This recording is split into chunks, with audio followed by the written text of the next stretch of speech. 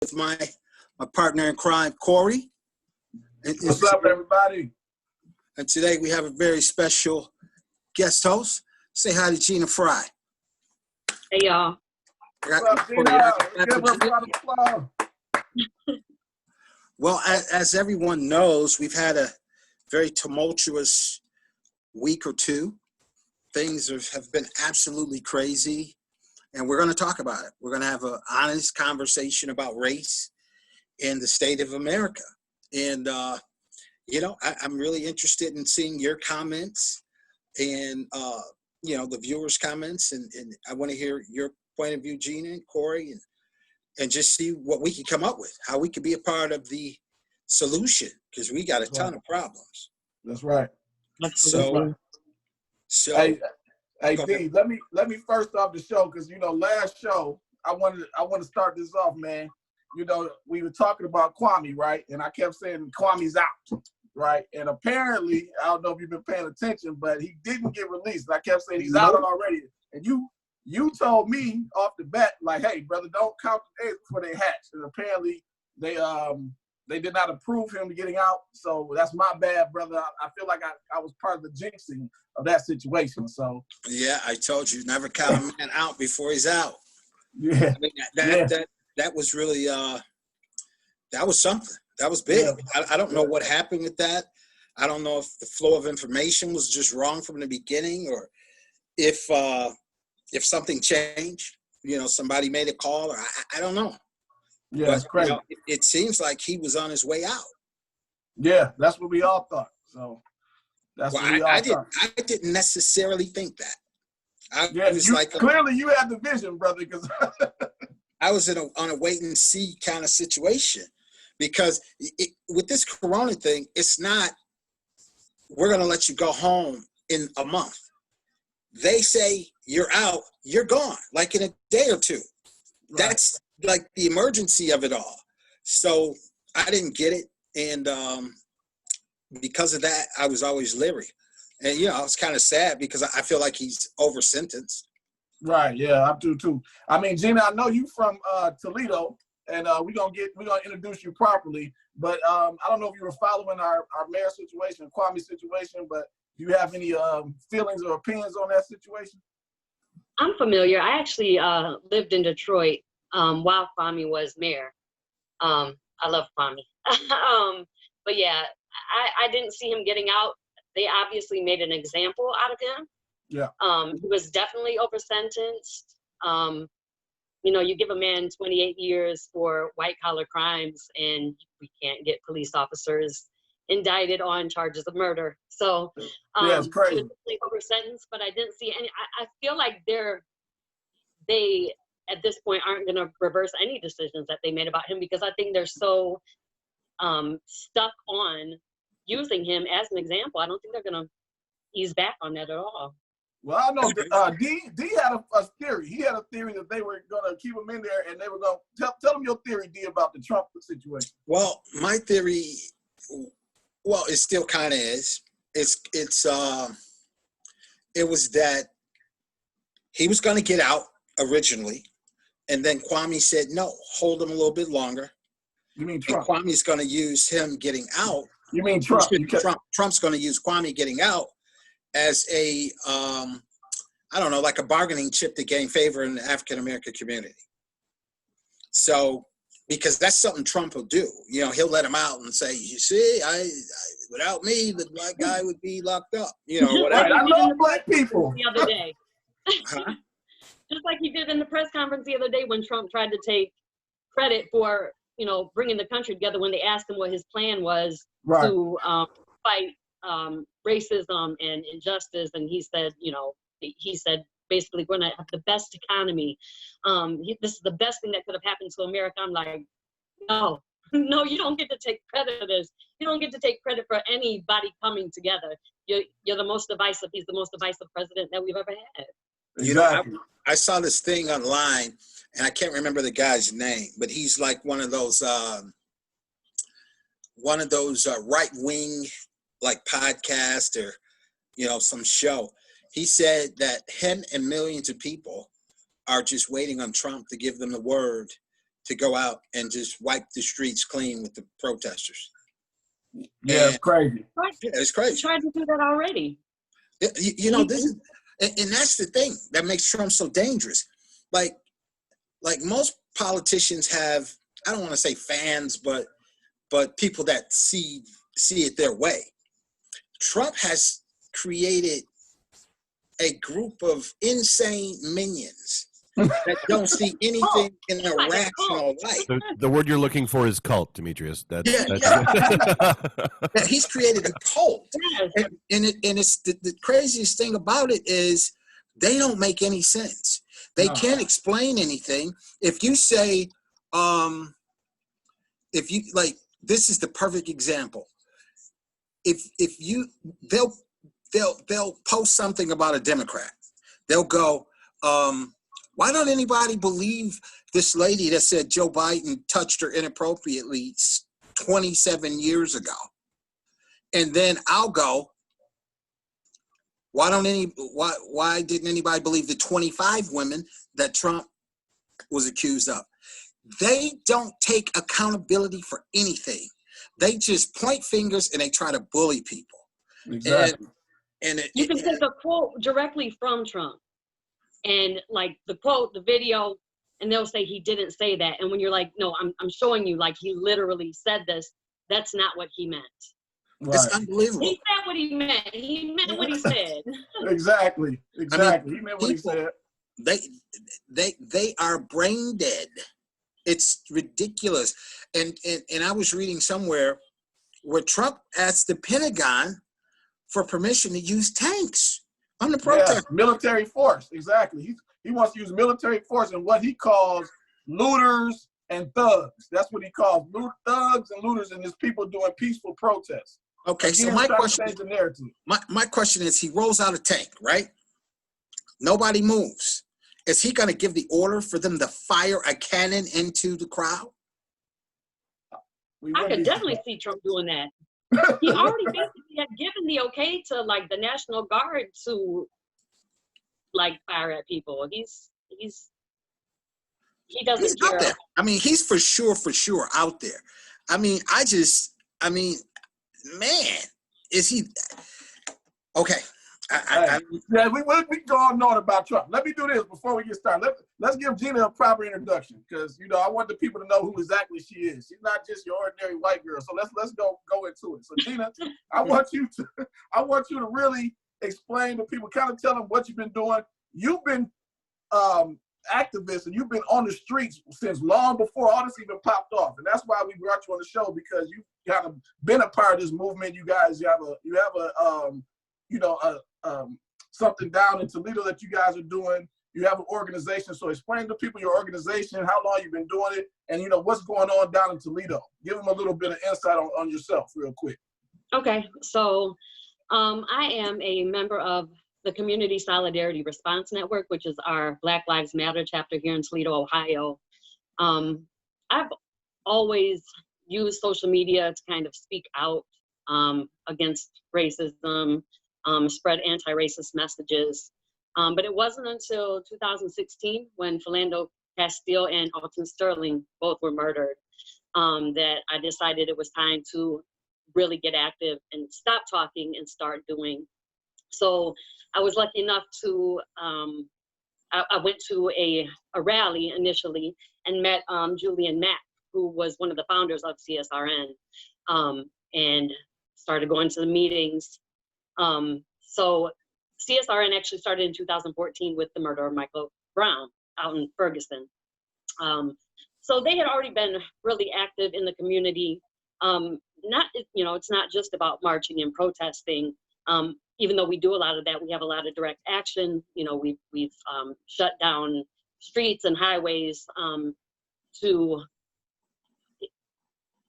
get our point across, to make people think about how inconvenienced, and not just inconvenience, but the obstacles that get in the way of Black men and women, people of color. So like I said, I've been a part of the organization since 2016, and we are working with our mayor and our police department to hopefully implement some of the police reforms that if you go to joincampaign0.org, you would see there, like banning the chokehold, de-escalation, requiring all force to be reported. We're working on those things. I know that between 2014 and 2016, CSRN actually had fought for our police department to get body cameras, and they did. We've also recently been able to move the Office of Police Complaints from the police department to the government center, which is huge. Right. Because, I mean, imagine, being harassed or brutalized by the police, and then you have to go into the police station, like how triggering and how traumatizing that is. So we were able to at least get the police complaints moved. But yeah, so last Saturday, I mean, we've had protests all week in Toledo. My oldest daughter went with me last Saturday. We had one downtown. Was beautiful. First 2 hours, real cool. CSRN spoke. Everybody was, united. It was. I would say that we probably had a crowd of I would guesstimate maybe 500 people, that's a lot for Toledo. Nice, yeah. Yeah. So after that, after the initial first couple hours, they dismissed. And there were a couple different groups that broke away and started marching. I was with one of the groups that started marching towards one of our main roads in Toledo, where I watched as a white person opened up a bottle of water and poured it on an undercover police car. And I knew right then that shit was about to start going down. So all of a sudden you have police come out in their riot gear with their armored cars. Wow, got crazy. Yeah, started throwing tear gas, shooting wooden bullets into the crowd, over some water. I mean, there were a couple water bottles thrown, but what's a water bottle gonna do to a police officer in riot gear? Yeah. Absolutely nothing. So the police definitely came for a riot. We came to peacefully protest, but their presence obviously is always an agitator in instances like that. They don't come there to protect us and make sure that our march, that we're safe during our march. They come there to be that opposing force. They come there to agitate us. They come dressed for war. So Saturday was crazy. I'd never experienced that before. Right. It kind of upset me. One of the marches actually ended up being led into one of our Black neighborhoods, which I was so pissed. I was so pissed. I'm like, why? I don't know for sure who led this part of the march. I have my ideas, but they couldn't have been thinking clearly. Why would you march part of this into a neighborhood that already has to deal with police brutality and harassment? You just put these people's lives in danger. Not cool. You know what I'm saying? Well, I just want to say too, we just appreciate you, because I know D in the new Beautiful Machine magazine, we talk about it, that we need everybody. It's not just a Black thing. It's not a Black and white thing. We need everybody to come together. That's right. Absolutely. And we all need to fight this thing together to create change. So, we want to make sure we appreciate what you're doing in Toledo. I know you have some roots here in Detroit. So, we just want to give you your proper just dues. D, do we have any comments yet or anything going on? I know Josh was in the waiting room. Is he ready to come in? He's about to come in. Before we get started on the next well, while we're waiting on him, D, look, man, this last couple of weeks has been crazy, right? Everybody's been coming out the woodworks. It's been a real tense time, in the media, everything like that. We got a few people, D, I got to put on blast. And I wanted to do something. I was trying to come up with something for our podcast, man. And I think I've come up with, I'm going to call it, remember when Sanford Son and Fred Sanford would call us, they say, "You big dummy, Lamont." I think I'm going to give our Big Dummy Lamont awards to a few people right now while we're waiting. The first person I want to give an award out to is Drew Brees. Now, D, did you hear what Drew Brees said in the media? I did. Yeah, so Drew Brees, for everybody that doesn't know, he was asked a question about Colin Kaepernick. And he said, and everybody asked him, like, hey, with everything that's going on with George Floyd, do you understand now why Colin Kaepernick was kneeling as a peaceful protest, for police brutality? And of course, he changed the narrative and made it all about the flag. Talked about his grandfathers, that served in the war, and he doesn't, do anything about respecting he doesn't appreciate anybody that disrespects the flag. And just totally missed the whole point, man. So, I got to give him the Big Dummy Award, man. What you think about it, B? I mean, I'm not shocked. I'm not shocked. I mean, there's so many things about that makes no sense. First of all, I mean, my grandfather fought in the war, and the thing about the difference in his grandfather and my grandfather, they fought side by side, saved each other's life, but came back to America and couldn't even have lunch together. Exactly. My grandfather couldn't wear his uniform because he'd be beat up because the people in America didn't want a black man representing the military. So when he says things like that, he should always, as a public figure at least, he has a responsibility to other people. Now, he does have a right to his own opinion, which, that's it, but I thought it was stupid. I didn't think it was very well thought out, and it wasn't well received. He's not the only person who had a grandfather that fought in the wars. Exactly. I mean, he should have just shut his mouth and said, for me, that's not the right way to go about it. If he would have just said that, I mean, you can't knock him for his opinion, whether you agree with it or not. But going into all that, my grandfather, when I look at the flag, and people sometimes look at their experience in America. Hey, Dave, when Josh logs out back in, put him in immediately. Dave, you hear me? Okay. What people? Hey, Josh, how are you, buddy? Josh, you there? Can you hear us? Okay. Yep. There he is, Josh Landon. How's it going? That guy. All right, but let me finish this point. When people think of America, they think of their experience in America. And you can be dirt poor, but be white and have a totally different experience as a guy who makes more money than you that's black. Wow. So when he opened his mouth, he didn't think that through. Drew Brees? Yeah, Drew Brees. Yeah, we talking Drew Brees, Josh. And no one's going to, I don't care what they say. They don't forgive him. Black people aren't going to forgive him for that. And he's going to be hunted this football season, and someone's going to try to knock his block off every time, every game. Well, he can has I weigh in a little bit? Can I yeah, weigh in on sure. Drew Brees? All for right. Sure. So here's where I stand on Drew Brees. I disagree with everything you said, of course. That's a given. But I do appreciate his candor, because I'd rather someone share what they're really thinking versus saying what they believe Black people want to hear. Right. Because they're not going to change how they feel on the inside. So if you're going to deal with racism, disparities, I'd rather not have it filtered. If I'm going to deal with it, deal with it. Right. Right. Because if Drew Brees didn't say what he really felt, we wouldn't have known. Maybe he was just totally clueless. Maybe this is a situation where he honestly did not get it. Time will tell, and we'll see.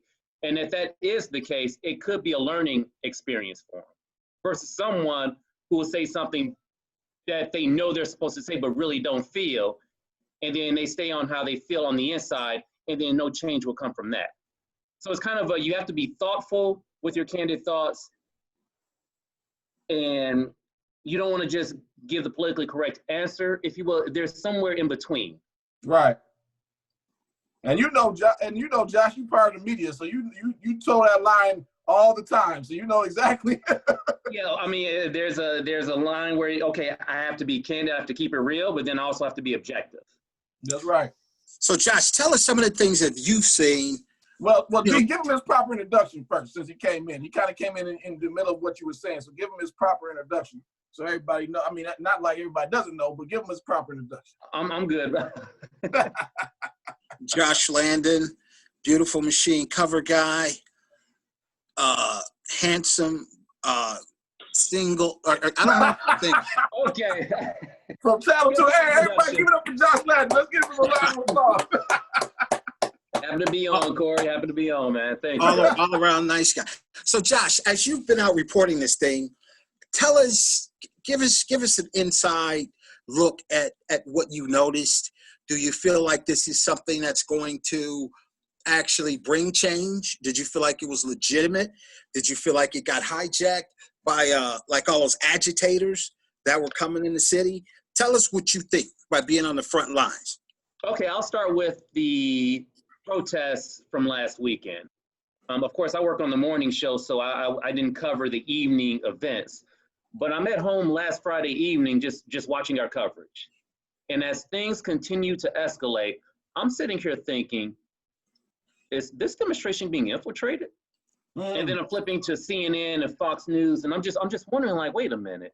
This just it seems odd. Right. How it just flipped. It went from being peaceful to on the verge of becoming a riot.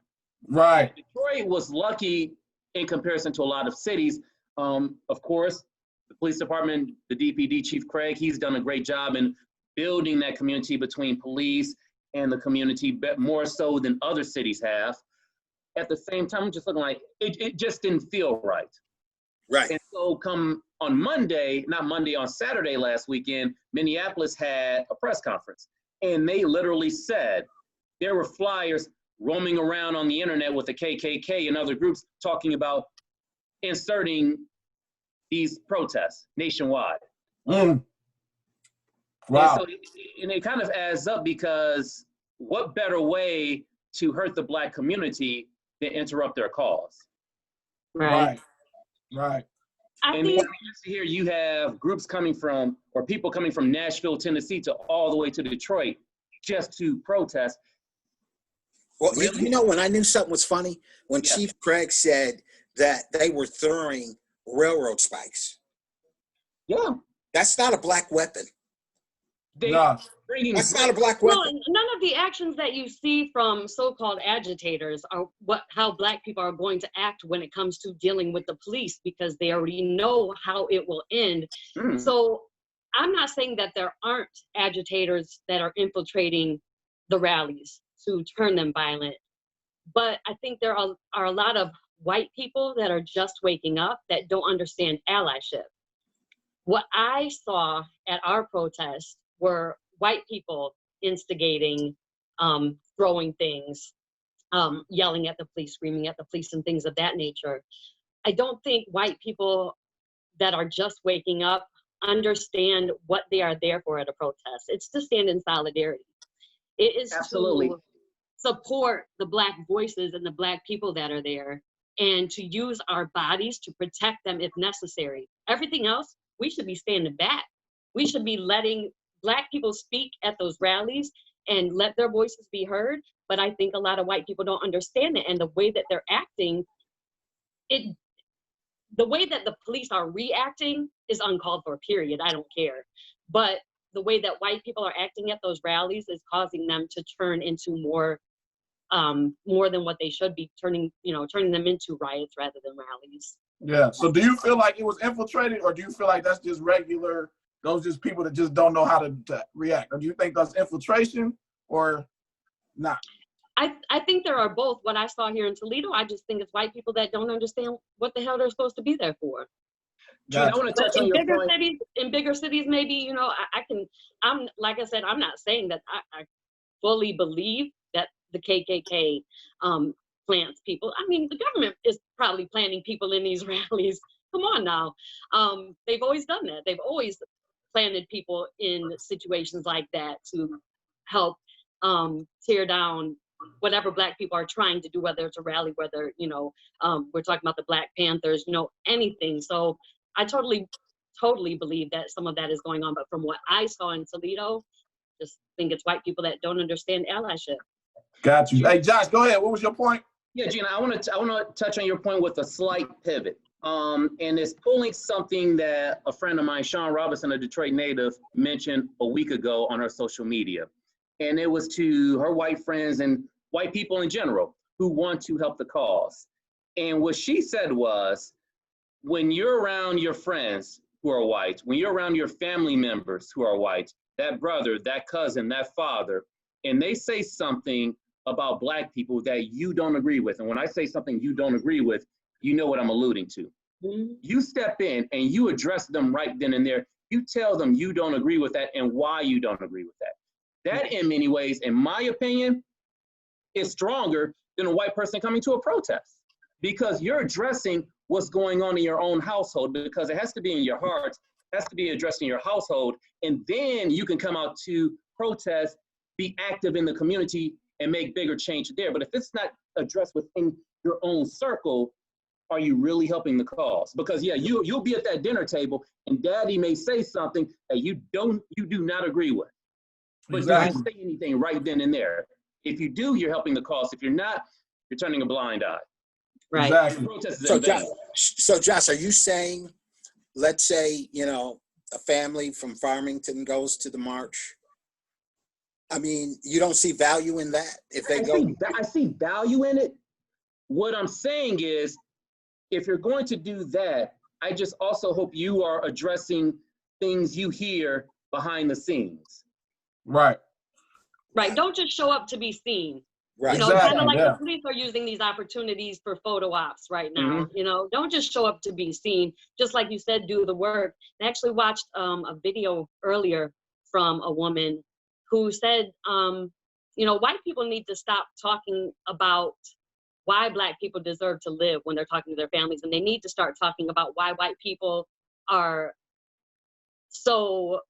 have lost like humanity and compassion, and why they're so okay with white supremacy and why they're so scared to let go of that. She was like, kind of like change the narratives. For you to even be sitting there having a discussion about whether Black people deserve to live or not, like that's part of white supremacy. Like, start talking with your families, white people. We need to start talking to our families about why are you okay with white supremacy? Like, why are you so invested in this? Mm-hmm. Gina, let me ask you a question. As a white person, can you give me some insight on what's the big deal with white people in this, like their fear of Black people?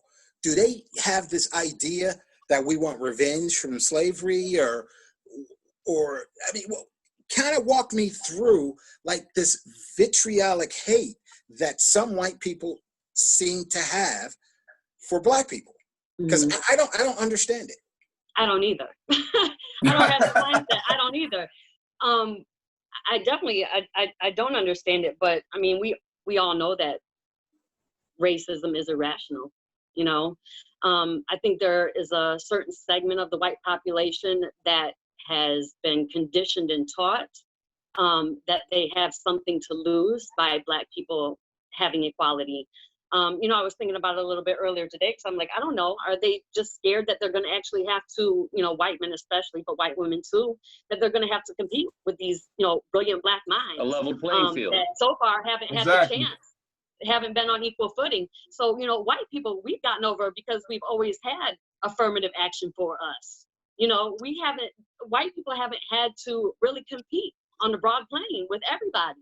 So I think there is a certain segment of white people they're really scared of having to compete with Black people on their level. Exactly. That's exactly what I think too. Right. Level the playing field, like Josh just said. Hey, Josh, I know you were just at a protest down in Belle Isle. That was a pretty big protest. Can you kind of tell us about how that was, man, and what it was like being, on the forefront down there in Belle Isle yesterday? Yes, it was yesterday. It was peaceful. It was extremely peaceful. The only disruption you had was a gentleman, shirtless, white guy, maybe late 50s, early 60s. He looked like he may have been high on something or a little bit too much to drink, going around, tossing the football, talking loudly, being absurd, just being totally obnoxious. I mean, was one or two people just obnoxious. just totally obnoxious. And one or two people joked around like, oh, hey, that's Drew Brees. Outside of that, no disruption, 100% peaceful. And I think part of the reason why it was peaceful is because it was contained, it was centralized. It stayed, from Richard Park to Belle Isle to the Point, loop back around. It wasn't from downtown to southwest to east side to northwest, back downtown. It wasn't all over the place. You had a lot of law enforcement out there. You had the drones in the sky, and it was contained. And I think that helped with the situation. But then also, I think the point has been made, or it is starting to be made, these demonstrations are to be peaceful. Exactly. So I think it was a combination of everything. How did the police show up there? I'm just curious. Like, were they in their regular uniforms? Were they in riot gear? How did they show up? Uniform. Okay. Yep, That makes uniform. not that their presence. I mean, they have to be there, but at least that it doesn't feel like they're coming for a fight. No. Exactly. They were very peaceful. I mean, I'm standing up on the point, just getting a little bit of video of people walking around, and a trooper. I had my mask on and my baseball cap, so he didn't recognize who I was. He walked up and gave me a bottle of water. A trooper? That's what's up. A trooper, yeah, state trooper. Do you think this movement has legs, or in 2 weeks to? Yes, I think if we continue the dialogue in a thoughtful but candid way, I think this will continue. It feels different. It feels like Trayvon Martin. It feels like Michael Brown. It feels like Malice Green, but maybe on steroids. Yeah.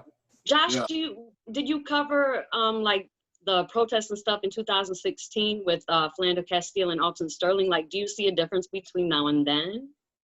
Because that's only 4 years ago, and that's really when I started to get involved, and I feel like I'm living it all over again. It does, Gina. It does feel like it's one episode after the next, or kind of an encore, if you will. Honestly, I think seeing that former officer's knee on George Floyd's neck hit a nerve. Yeah. You think of it as a dam. Think about racism as a dam. Punching a hole, punching a hole, punching a hole, punching a hole. I think that video was the hole that broke the dam. Mm-hmm. Where enough is enough. You may have young people walking around here demonstrating, don't fully understand all the way what they're fed up with, but they know they're fed up because it's generation after generation of it being passed down, after hearing about it in your household, seeing it day to day with the disparities, to where it's just all built up to this point. Yeah. Yeah, I think the thing that I'm like most proud of, man, that like you said, seems like it's a little bit bigger than before, is just like you said, in our situation, I'm seeing people out in Birmingham, Bloomfield Hills protesting. I'm seeing, we riding up Telegraph and Woodward, and they're out there protesting. I haven't seen so many white people with Black Lives Matter signs up in my life. You know what I'm saying? So I mean, anyone who has a soul and looked at that video felt something, felt heartbroken. It was a modern day public lynching. Yeah, exactly. That's basically what it was. And it showed people from other races, we're not complaining. This is what's going on. It's been going on. It never went away. Yeah. Now you just see it with your own eyes. Now let me ask you this, Josh. Okay, because I'm a firm believer that it has legs too. Mm-hmm. But I also believe that with 4 more years under the Trump administration, those legs will be weakened, the divide would be greater, and our strides could be taken away. If that's the case, despite your political views, if you're out there demonstrating, you better vote in November. Yeah. Bottom line. Absolutely. And like, get involved, sign petitions, make phone calls, and don't just vote in the general election, but make sure you're voting in your local elections. Be educated too. Know who Gina, you're absolutely right. Know who you're voting for. While you're out there demonstrating, I hope you're also using that same energy and time to get online, learn more about the people who are running for office, learn more about who you are voting for. If you got the time and energy to protest, to throw rocks, to get into it with police officers, then you have time to educate yourself on the politicians who are seeking to represent you. Yeah, for Yeah. sure.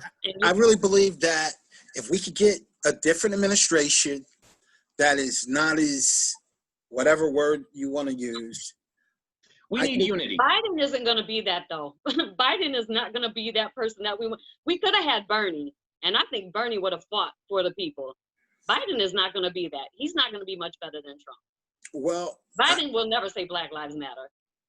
Well, I slightly disagree with you. I think that anybody would be better than Trump because I think Biden's too old, and I don't know if that's appropriate to say, but Too old and too white. You know, I think Bernie is too old. The world is different. It moves at a different speed. You know, it's a whole different world than what those guys came from. You don't see the same energy in Biden you saw when he was Obama's vice president. No, exactly. He's almost 80 years old. Yeah. I mean, all of those guys, in my opinion, are too old. I think his VP selection will be key. Yeah. Whoever Biden selects as his VP, you're gonna have to look at her and say, I can see her as president from start to finish. And who give me 3 names that you think would be excellent. I think Kamala Harris is big on the list. Stacey Abrams has been thrown out there. Of course, we know Gretchen Whitmer has been thrown out there, and Amy Klobuchar from Minnesota. Get her ass out of there. Yeah, I think the strongest one, I think he's going to pick Kamala Harris. That's my prediction. And I don't like that with how much she supports police departments.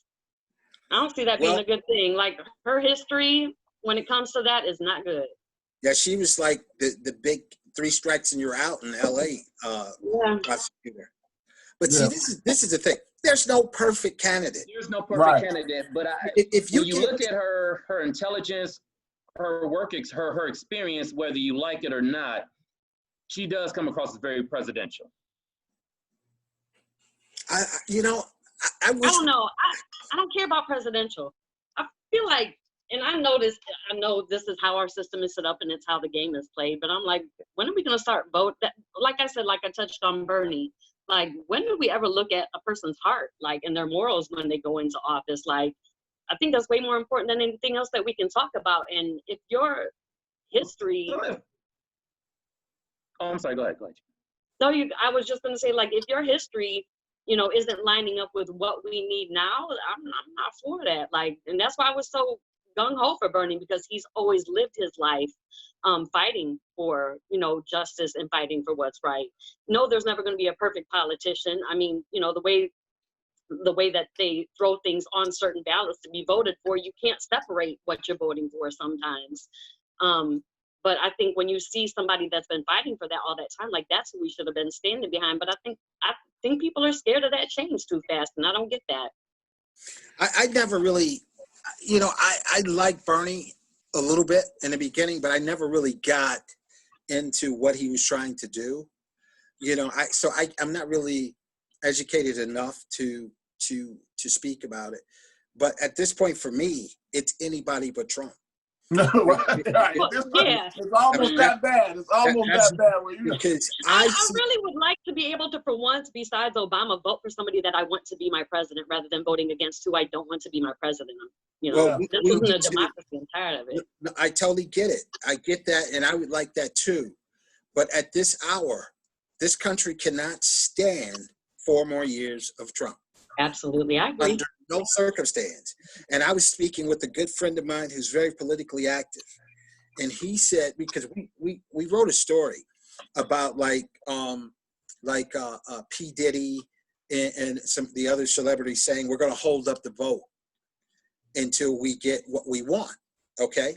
Now I'm for that. I think I'm definitely for that, man. I'm definitely for that. Well, what do you mean by hold up the vote? Well, this is the thing: it's not time for that.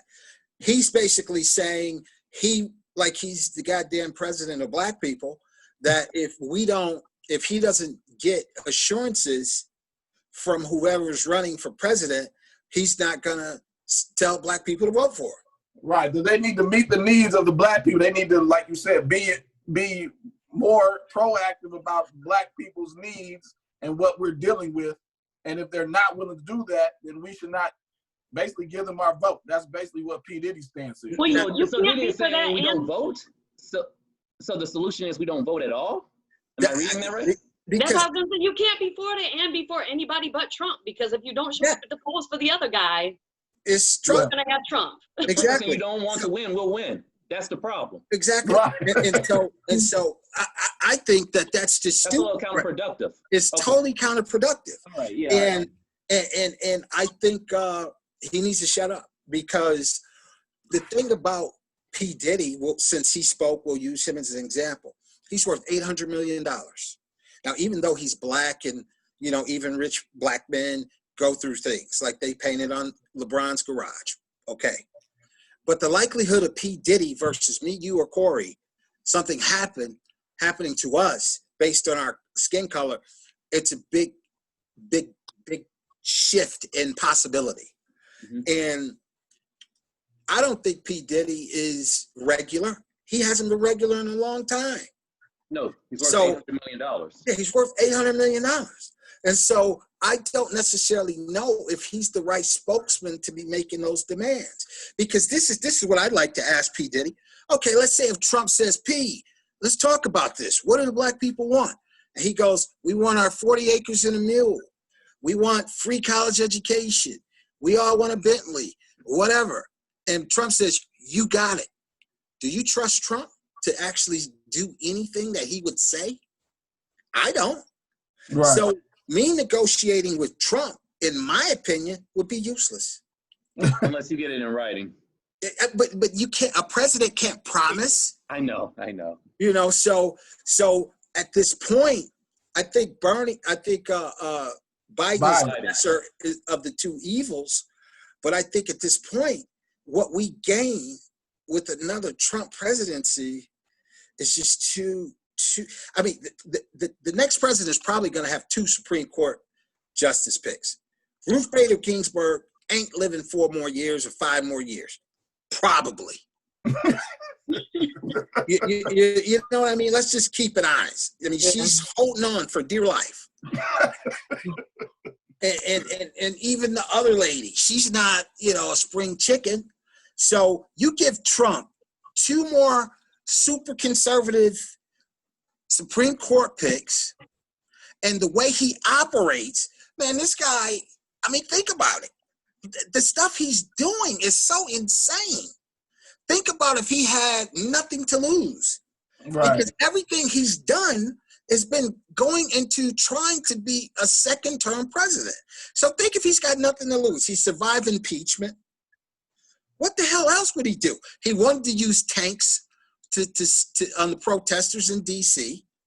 He's ready to just send Rambo in and clean up the protests. Right. He doesn't care.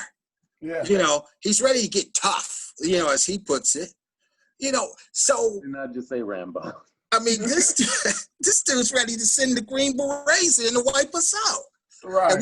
And he's on this call with the governors. You got to dominate. And he's talking about American citizens. Yeah. I mean, that's the most insane thing I've ever heard in my life. Dominate the streets. Then he gets on the other day, talk about George Floyd is looking down from heaven saying, this is the greatest thing that's ever happened to me. I mean, this is the guy who got killed right in front of our eyes. I mean, so I don't know about you, but I'm not ready for another 4 years of this. I wasn't ready for the first 4 years. Anyone who feels that way, better vote. Exactly. Hey, Dave, do we have anybody commenting any questions for Josh or Gina or anything in the from the audience there, Dave? Let me take a look quick. Hold on.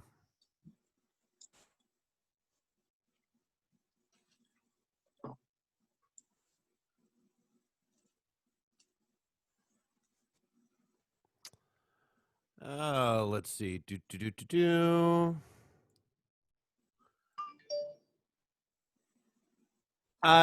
No real questions that I've seen. Let's see. We've got Mia Grant, who says Trump really thought that $1,200 would buy the poverty-stricken black vote. Right. She also says, no, I don't trust Trump with deliverables, but I also don't trust Diddy. Well, Shout out to Mia. I mean, these guys are just insane. And I mean, and see, this is the thing too, and I would love everyone's opinion. The anxiety that comes with a Trump presidency for black people is just too much to bear. Like, yeah. I'm sitting here watching this stuff, right? You know, just chaos in the streets. I'm sitting here watching a man die. Our president doesn't say anything. Nope. Now, Obama was compassionate. But Demetrius, he did. Let's keep in mind he did take the time to hold a press conference about China. He did take the time. He was saying things, just nothing that actually mattered. That was yeah. Okay, so not only he gave us no reassurance whatsoever. Like, you look to Washington for things. Even going back to the coronavirus, this guy had no damn plan. The doctors would get up there and say, "This is what you need to do. This is what it is." These are educated people who know about this stuff. He'd come right behind them and say, "Maybe we could try drinking bleach or some dumb shit." Injecting ourselves with Lysol. Yeah. That was the solution. Yeah, and just, he lies. He didn't try that chloroquine bullshit. Hydroxychloroquine. You believe he took that stuff? And then the next day, oh, no, my regimen ends tomorrow. I mean, this guy, he just lies with the greatest of ease. And think about crisis. Think about like tornadoes or massive anything. You look to Washington to settle you down. That's like the CEO of our country. And this guy offers nothing but chaos. I'm watching cable news last weekend when everything was in chaos, and I'm looking at coverage in DC and LA, both cities on fire. And the news anchor said, our country needs leadership right now. Our country needs unity right now. And I don't hear a word. Mm-hmm. I saw that. From east to west, west to east, country on fire, and we did not hear one word. They should have called P. Diddy.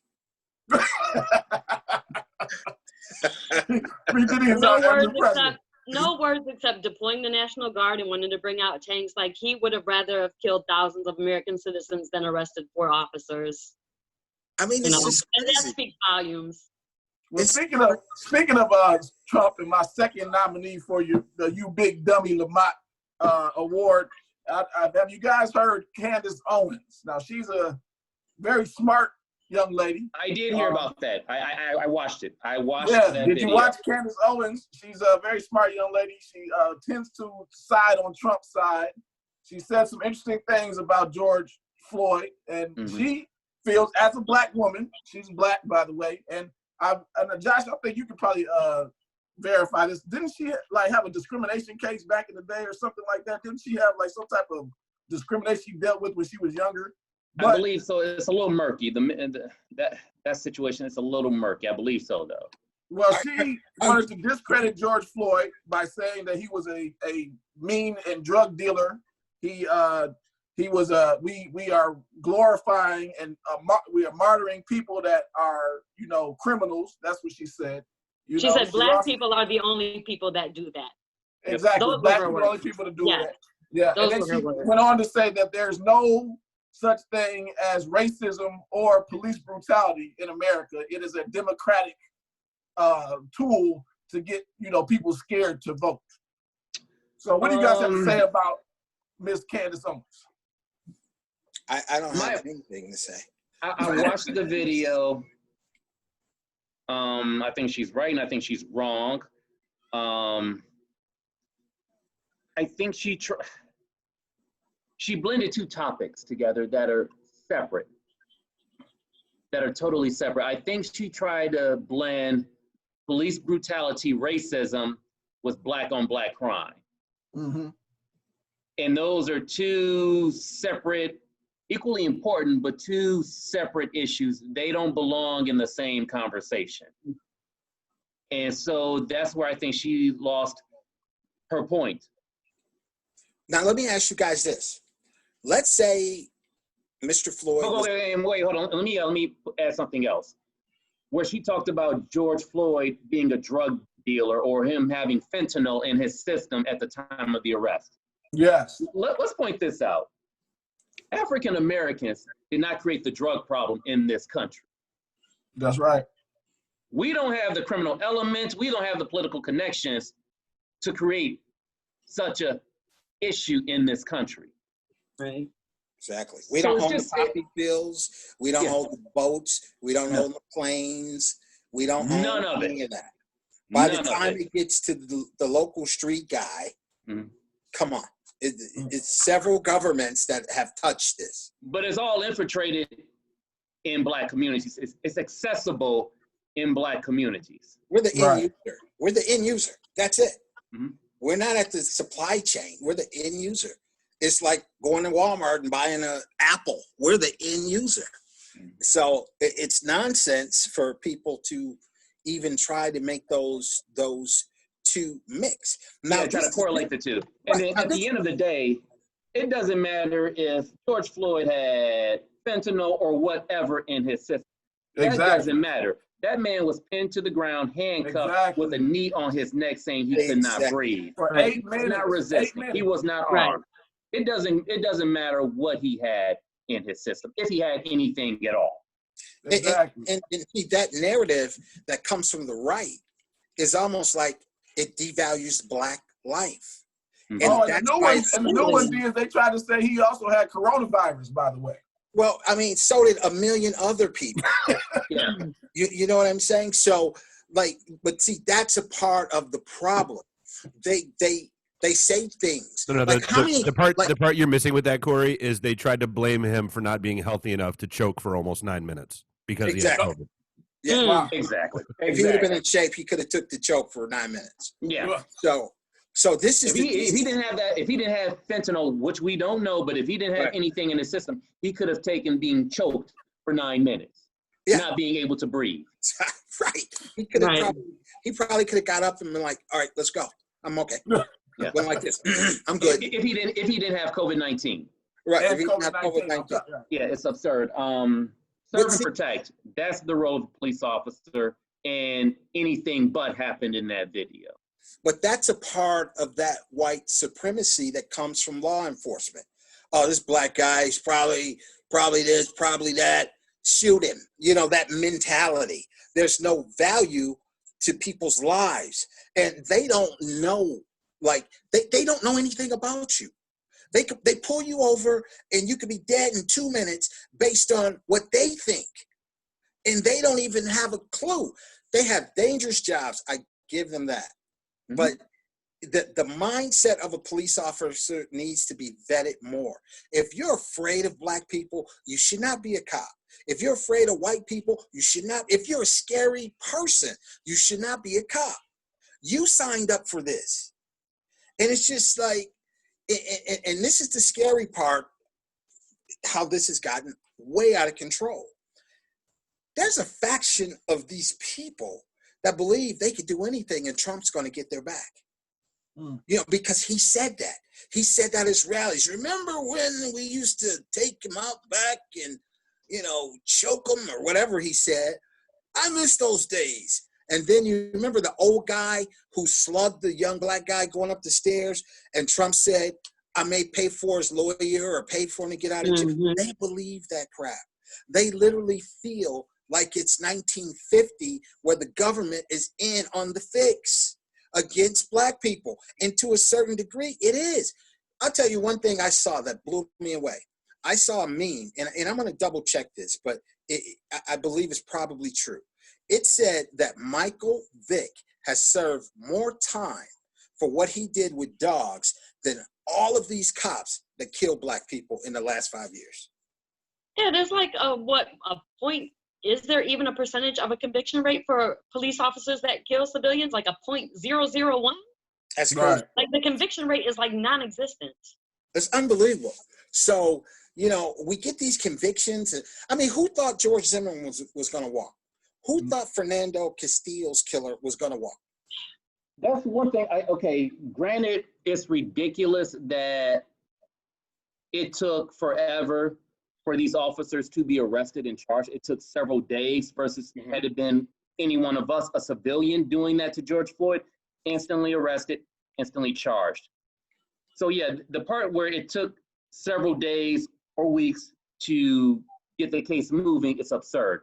The only thing I can see with them taking their time, and they said it, is to make sure they got it right. Because with George Zimmerman, there was always the question of, did they make the mistake of going after second-degree murder instead of manslaughter? Did they go after the right charge? Right. And going after the right charge is key. It's everything. Yeah. It's everything. I mean, So I have a question. But do they have to, so you just made the statement that, you know, if it was any other civilian, like we would have been arrested immediately. Any other black civilian would have been arrested immediately. I mean, we see Ahmaud Arbery. His, you know, killers were still living their lives until the video surfaced. 2 months later, you know? So, it's not the same, you know, for police and civilians when it comes to being arrested, but does it really, I know you said they want to get the charges right, but if that was a regular civilian, they would be held in jail until we figure out what we're going to charge them for, correct? So why does it matter in this case? That's why it's absurd. That's why it's ridiculous. It took so much time to make an arrest. Because in a civilian situation, you arrest, figure out the charges later. Yeah. Typically. Yeah, you could be held in jail for how long? I mean, Khalif Browder was in jail for how long? Never was convicted of anything. With that kind of eyewitness account, typically arrested instantly. Yeah. Yeah, I have a question. I'm gonna phrase this question to Josh and Gina. As I have talked to a couple of friends of mine, you know, over the past couple of weeks with everything going on, and obviously, you know, we see all these cases in other places, you know, Minnesota and, you know, all these other places where, you know, it seems like those police systems are kind of corrupt, right? But a lot of people say they don't feel like, you know, here in Detroit, we are dealing with that anymore. Or the same thing in Toledo. But you guys, like I said, on the front lines, what do you feel about that? Do you feel like our police system is not as corrupt as some of these other places that we haven't had cases in Toledo or in Detroit? You know, the only one I can really think of in Detroit was the Malice Green situation. I know that was way long time ago. We were all children. Right. Do you feel like we are a little bit better in our cities, or what do you think about that? I think we're in better shape in comparison. I think we're in much better shape. Minneapolis, for example, they've had so many issues with police regarding racism. So it was a ticking time bomb. Wasn't Fernando Castillo in Minneapolis too? Yes, it was. How the hell does that happen twice? Right. That's the point. No accountability. That's why. I mean, that's unbelievable. You didn't convict that officer, so why would the other police officers have anything to be afraid of? We're going to still act like we've been acting. Ain't nothing going to happen to us. They have, like, they're the mob. Some of these police operate like the mob. And All of the police do. I feel like, you know, just like Josh said, like in comparison, like Toledo may not be as bad, but I look at the statistics of how many black people are in the jail here compared to the amount of white people that are in jail here. I have, you know, numerous friends and family, like every black person that I talk to has had a run-in with the police. We are super over-policed in Toledo. We not only have a state trooper office, we have the university police, we have Toledo police. I think we have like the sheriffs like down on Airport Highway. So we're super over-policed in Toledo. And, you know, some of these cases are getting national attention, but to say that we don't have a problem in some of these other cities or smaller cities or whatever the case may be, we don't know what isn't being reported. We don't know what we aren't seeing. What about all the black people that just come up missing and nobody knows what happens to them? Yeah, true. Yeah, you know, there's a problem everywhere. Like I said, last summer actually, in my neighborhood, 3 blocks over. It was a black man that was shot and killed by the police. Wow. He did have a weapon. However, he wasn't like aggressive towards the officers. He had it held down by his side, but they shot him and killed him last summer. Wow. Yeah. In the meantime, I'm seeing white guys, jumping or carrying rifles at our protest last week. Right. They're carrying rifles. I see them charging the police with machetes. I saw one white guy had a chainsaw. A chainsaw. Oh, and they didn't shoot him. He's charging it and swinging at the police with a machete. The one guy has a chainsaw. He's going after the police and everybody else around him. And they just being so careful, want to make sure they don't violate his civil rights. It's ridiculous. Did you see that thing in Minnesota where I don't know if it's Minnesota, but they caught a cop telling these armed guards, these militia dudes, hey, listen, we're about to tear gas these people. Why don't you go inside and chill out for a minute? Because we don't want to bother you, but we can't make it look like we're playing favoritism. Telling these guys that. I mean, it's just, it's insane. I totally believe that KKK, whatever it is, whatever you want to say, has infiltrated certain police departments. It is. They've infiltrated them all. It's the KKK, and it was the neo-Nazis. I actually just watched an interview with a former neo-Nazi that said that they specifically changed how they were doing things. You know, when you think of a neo-Nazi, you think of skinhead. Right. But they told them, you're going to have to start growing your hair out. We need you guys to start becoming police officers. We need you guys to start running for political office. Like, that was their plan, and they did it. The police already have a history. We already know their history. Here's a question. They started as slave catchers, but they definitely deliberately infiltrated all of these different sectors of American society to put their people in there. Here's a question I've had thrown at me by a few people in the community when it comes to police officers not having a connection with the community in which they work. And not necessarily saying that it should be a mandate for them to live in the city they work in. At the same time, should you ask deeper questions about someone who lives 2 hours away from the city of Detroit or the city of Minneapolis or Washington, D.C., Baltimore, et cetera, about why they're willing to take a job that pays what it pays, because police officers do not get paid a lot of money. Why are you willing to serve as a police officer in a city you have no connection with whatsoever? Yeah, absolutely. What's the true agenda? What's your true goal?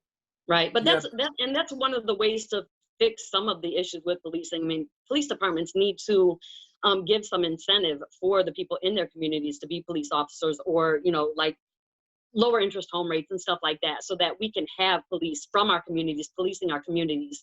It will help cut down on some of the harassment and brutality.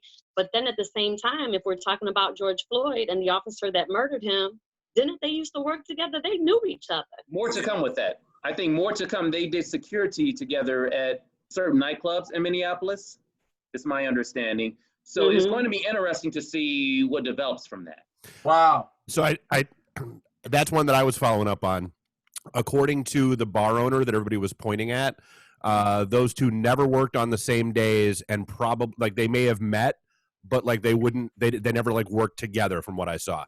And then about the whole, like, why you want to work in a city thing. So I've got a couple buddies, and I'm sure we all do, that are cops. One of the reasons why some people take assignments or look for assignments in big cities, man, if you're a cop and you do a couple years in Detroit, you can write a ticket to a much higher paying gig almost anywhere else in the country. Probably the same thing in Minneapolis. Probably the same thing. Like if you quote unquote do your time in a city that's got, you know, known for some grit, you can go be, you know, a cop in Austin, Texas. You can go be a cop in, you know, somewhere else for twice as much money because you've got that experience under your belt. Wow. So that would be the good reason. There's also the bad reason that they have some shit they want to work out and they're assholes. There's also that side too. But nevertheless, the questions need to be asked. Those deeper questions need to be brought up. Well, and here's a deeper follow-up question to that. Why isn't it like Canada? where you have to have a college education and you have to have all this additional training and additional schooling and additional, classes in violence de-escalation and all this other stuff, that's not present here. Now, granted, and the starting salaries for Canadian police are also probably twice, I believe, what they are here. So why isn't that the case here? But I mean, you look at it as a society, the people we rely on truly day to day, cops, teachers, firefighters, the military, underpaid. We pay them shit. Right. And so we get what we get. Mm-hmm. Yeah, not just have a college education, but they need to be required to have a criminal justice degree. First And of a all, psyche and a psych degree too. Exactly. You're enforcing the law, but they don't even know the laws. Yeah, I do think they police should have to live officers in know their communities. I do think the living in the community thing, because I remember back in the day, the police actually lived in the community. It was police that lived, right next door to me, right down the street from me. They used to mandate that in Detroit, and I think they need to bring that back where the police have to live in their communities for sure. Yeah. Well, There are some police departments that actually. Go ahead. Go ahead. I was going to say, I know I can't name them off the top of my head, but I know we've discussed it at CSRN, and I know that our police departments actually do give those incentives, like I said, like lower interest home rates, to be able to buy a home so that the police officers will, be able to buy homes and live in those communities. And it's been really effective. I think that's one reason why Detroit police aren't as bad. Or I won't even say, I like Detroit police. I think they do a pretty good job. They do. So I think that, yeah, I mean, of course, every now and then something crazy happens. It's the nature of their job. Mm-hmm. But I've never really, Malice Green, that was kind of it. Like that I heard, like that, he shot the little girl by mistake or whatever. The last incident that raised a number of questions for us was the officer who brutally beat the mentally ill woman. Oh yeah, it was caught on camera, right? That was the last one I recall.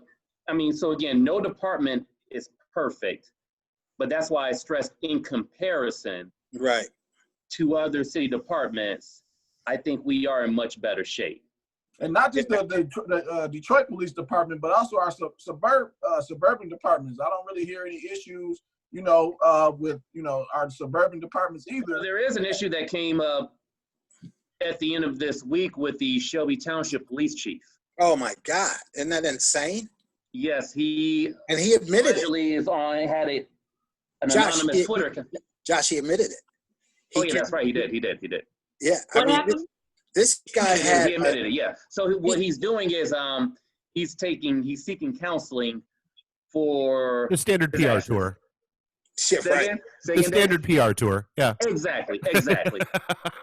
So this guy had 2 different Twitter accounts. Yeah. With 2 different names, and he was going like racial. Like he identified himself as himself on both. Yeah. So that's the bigger problem. When you have something like that in leadership, that's how we've gotten to this point. I mean, that's unbelievable. Mm-hmm. I mean, that goes back to that systemic thing with the police forces. Like, I don't even know how to rationally think of what should be done with these police departments to fix them. Because how do you go through this whole George Floyd thing, and then 3 or 4 officers this weekend were seen with their knee on protesters' necks? Oh, there was another video we've been seeing in Buffalo, New York, where there is a squad of police officers, and you had an elderly man about 75 years old just standing there, and he just stuck his arm out, and the officer just shoved him to the ground, and the old man is just lying there. Bleeding. And you see the one officer wanted to stop and help him, and the other officer was like, no, keep walking. And he was like, he's bleeding out of his head, and he was like, I don't care, keep walking. That was crazy. Those guys got in trouble, didn't they? Mm-hmm. Oh yeah, and then 57 officers immediately resigned from the emergency squad, and fire them all. So actually, here's a good question for you. And this, I think this is one that's going to spark some controversy over the past couple the next couple days. PodcastDetroit Facebook page. So you've got the fourth officer in the Minneapolis situation who was charged, literally on his second day on the job. Chauvin was his training officer. Mm-hmm. So it's literally it's the start of his second full shift as this is all going on. And what else is he supposed to do but follow his training officers and senior officers' leads? But and I don't care. You see something that's wrong, your duty as a police officer to protect and serve supersedes listening to your commanding officer, whoever it may be. Like, where's the humanity? I'm with you. I'm just saying this is going to be the talking point that comes out about him in particular over the next few days. I know you said that was his second day on the job. Did he transfer from somewhere else, or is he a fresh police officer? No, he was fresh. This was literally his second day. Okay, if he had transferred in, he wouldn't. He wouldn't need a training officer if he had transferred in. No, my point is, Dave, to answer your question, that goes more to the training in the academy. Mm. Because, again, the officer who is training you on your second day, what is your new career, putting his knee into a man's neck, how do you not say, stop? Exactly. Yeah. This is wrong. Yeah. Right. You have to stand up against that. We don't need police officers to know that. We don't need a college education to know that. You would hope not. Right is right and wrong. Exactly. You don't need college education to know what's wrong. Yeah.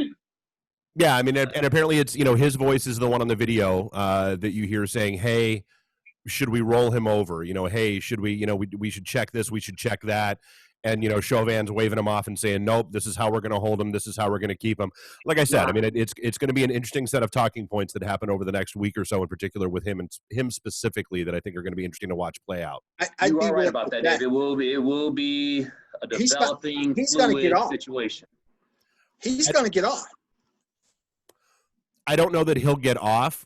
I think if anybody's going to be allowed to plea out and flip and do whatever testify, I mean, not that you need a whole lot of testimony when you've got everything on video, but I would say they would look at him for that situation. Like I said, it's going to be interesting to watch this play out. Absolutely. And that was and that was your point earlier about making sure they get the right charge. Like I know when they first announced the charge of third-degree murder, a lot of friends on my wall were clamoring about, why isn't it first degree? Why isn't it first degree? And I'm like, okay, guys, you need to understand law. Like you can't prove premeditation. There's no way. Right. And to your point, something may come out about how they knew each other, whatever. But you can't prove premeditation just on that video. Right. You can't prove that George Floyd walked out of his house that day. You can't prove that Derek Chauvin walked out of his house that day planning to seek out George Floyd and kill him. Right. So now there's no proof of that. Exactly. But if it comes up down the line, it may be a different conversation. That it may get bumped up yet again, and that's that's interesting, and that's where I think a lot of these you guys were talking about a lot of the cases earlier, and I think that's where they've had issues in the past is they've tried for a reach for a charge that might not make, because I'm the first one that always it's one of the things about this country that drives me nuts is that legal and logical hardly have anything to do with each other. Exactly. Right. Yeah. I mean, oil and water. Yeah. Overcharging is like the death of a lot of good cases. It's ridiculous. So I'm glad I wish they would have, they could have detained these guys and charged them in a couple of days. They shouldn't have waited, I was waiting for somebody in the comments section to bring up the movie Training Day, and they just did. That's you know what? I'm sitting, as we were discussing it, I was thinking about that movie. Yep.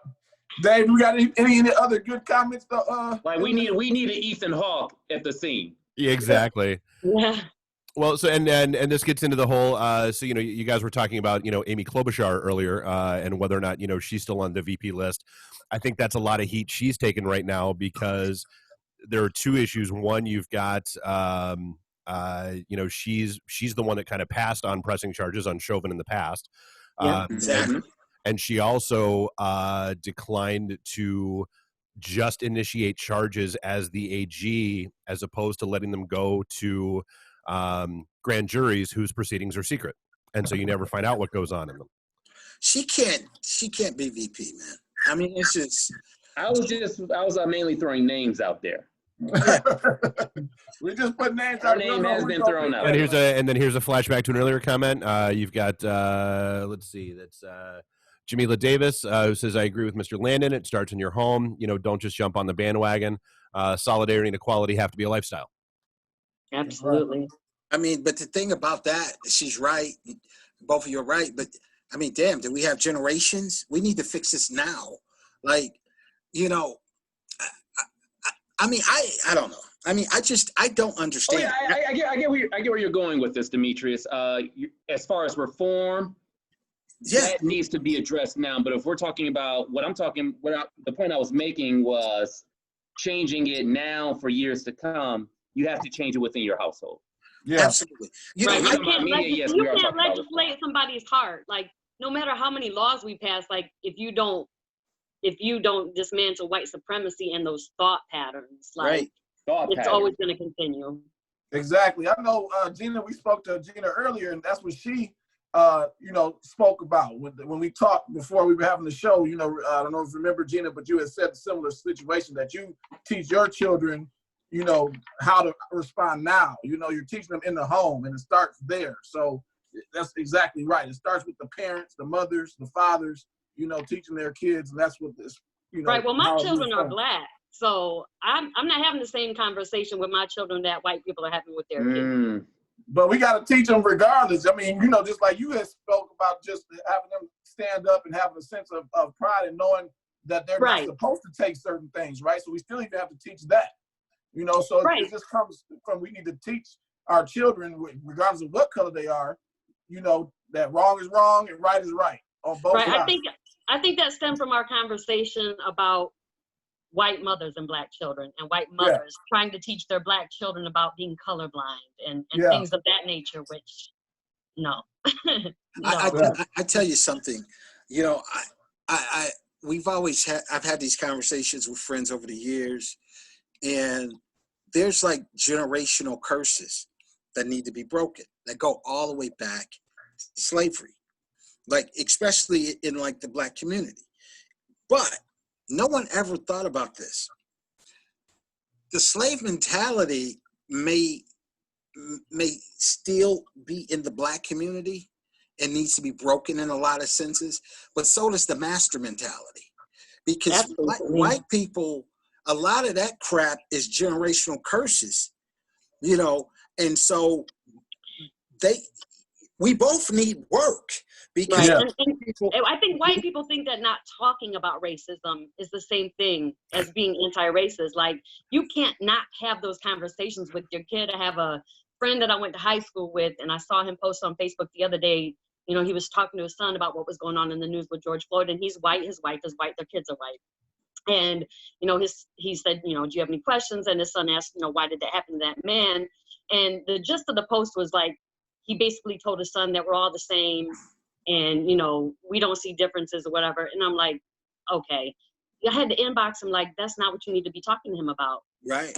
Like, you need to be talking to him about specifics. Like, when he asked you why that happened, you need to explain to him what racism is. You need to teach him how to not think like that. You need to teach him how to change those thinking patterns. Or, because where I grew up, it was a white community. Right. They're around Black people, so you can sit there and teach your son to not see color, which is impossible, and then he's going to go out into the world and not and still have those same prejudices that he may not even realize. I want to invite everybody. The new magazine will be out on the 10th. We have a story called "Blind to Racism," and it talks about a lot of those points. About people saying they don't see color, which is racist within itself. Yeah. But I think, a part of the poison of racism too for the Black community is that we just assume the worst. We assume, man, I'm not doing that. The white guy gonna get it. We just, the point is, it's got us mentally handicapped to the point where we play into stereotypes by the poison that it has just been passed down. And we got to figure out a way to get that out of our system. And if we do that, then I think we could start to force the hand on the other side that would have to deal with us with more respect. Right. Because if you have your act together as a black person, a racist can't. What can they do? Can't touch you. They can't touch you. Exactly. They can't touch you. You know. They still will find a way. They still will find a way. But if you have your respect ain't got nothing to do with it. Yeah, but if you have your act together, you will find a way too. Whether that's just going into business for yourself or whatever it is. But we have the poison of this whole racial thing is really handicapping us. But the silver lining is strong.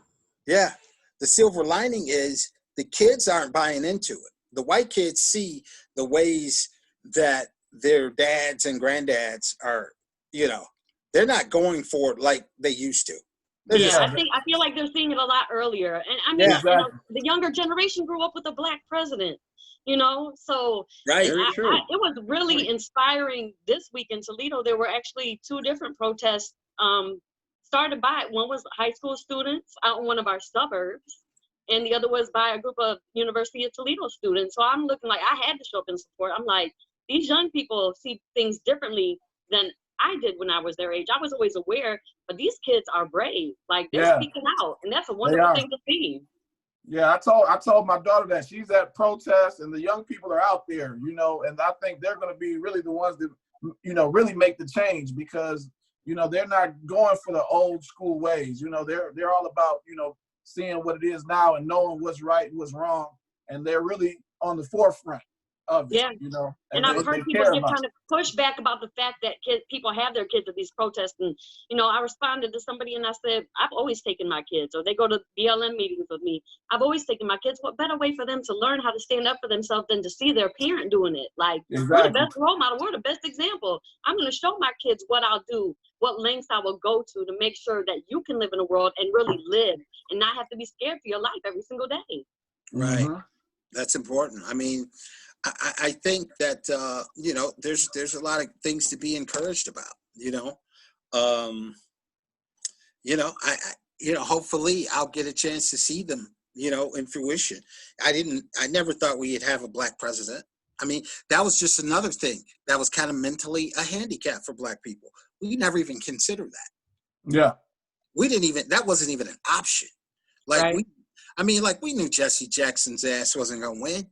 You know, or Al Sharpton. That was a joke. It was just something kind of, all right, cool, black guy running. You know, but we knew he wasn't going to win, you know, so I think anything is possible. And I think technology has brought us a lot closer together, especially the kids. And you go to a rap concert, 70% of the people there aren't black. You know, so the entertainment is mixing it. It's just, we're a lot closer than we are farther apart. I just think demographically, certain portions of our country are just slow to come aboard. Like the rural America. And I mean, I feel like, man, we like you said, when we talked about earlier, you know, the lesser of the 2 evils, you know, it's like in a situation where we have to get our leaders in position to, you know, run for office. We have to vote our people. Like you said, we got to go to the polls. We got to vote. We got to start at the local level. We got to get our people in the position so that they can make a certain change. So we don't have to vote for the lesser of 2 evils. The other side of it is the people that we do vote in the office have to stay away from the corruption. You talk about Kwame. I feel like Kwame had a great career in politics. You know, he started off wonderful. He would have been somebody at this point that we could have been pushing forward. However, he got caught up in all the, you know, trying to be, you know, too much like just caught up in the corruption. And, you know, now look where he's at and where he could have been and where we could have been setting him up for major success in politics. Now, you know what I'm saying, we talking about him getting out of jail. So, you know, people that we put in those offices, they can't fall for the corruption. And we have to be in a position where we put our leaders in those positions so we don't have to rely on, okay, now I got to just pick between the lesser of the two evils. You're absolutely right. And I think that we have to make public service a big part of curriculums so people could get involved with public service. Yeah. And that's where it starts, just being involved, taking care of your neighbors, and being someone that gets pleasure out of seeing other people thrive. That's where those seeds are planted for good leaders. Because you're right, Kwame could have been the guy. Hey, Dave, go ahead and let Melissa in, please. Kwame could have been the guy, and I think that that corruption thing, that pull, that power, that power is very addictive, and it's hard to handle. And he was a very young man with a lot of power. Yeah, exactly. When you could just stroke the pen and assign someone a contract, they all do it. If I was the mayor and you had a landscaping thing, you think I wouldn't have you cutting the damn grass at Belle Isle or whatever? I would. I'd be a lie if I said, but I wouldn't have you cutting the grass at every park in the city where everyone's saying, why is this guy getting everything? Exactly. That's where Kwame went haywire. He didn't share any of the wealth. But everyone kind of does a little thing, makes a call, and his niece is working in the purchasing department all of a sudden. That's whatever. But it's rough. We need to cultivate leaders. We don't think about it. We don't have a black leader.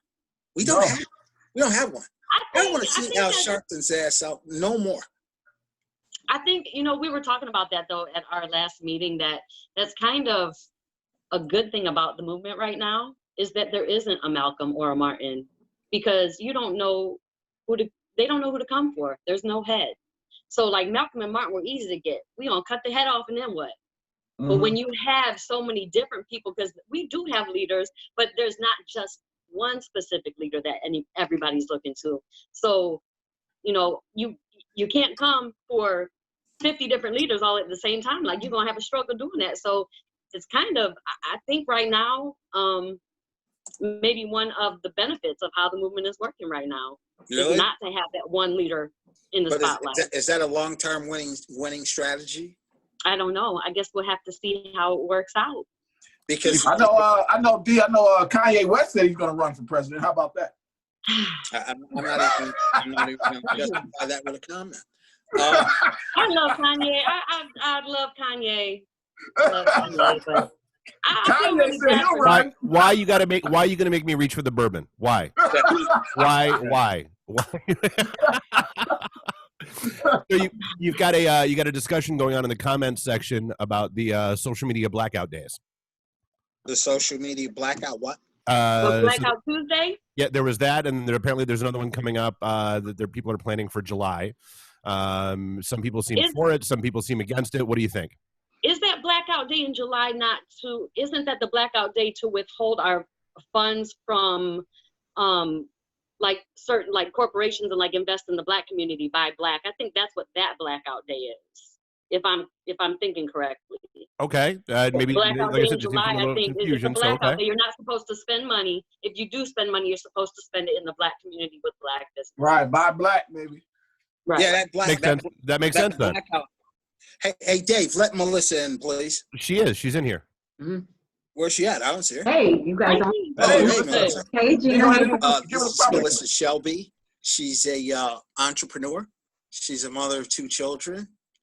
She is scared to death because of Donald Trump. She's also she runs a nonprofit that helps. Is it homeless mothers? Tell us about the Michigan. I don't want to mess it up. Well, let's give it a round of applause first, D. Let's give it a round of applause. Welcome her to the podcast. Welcome, Melissa.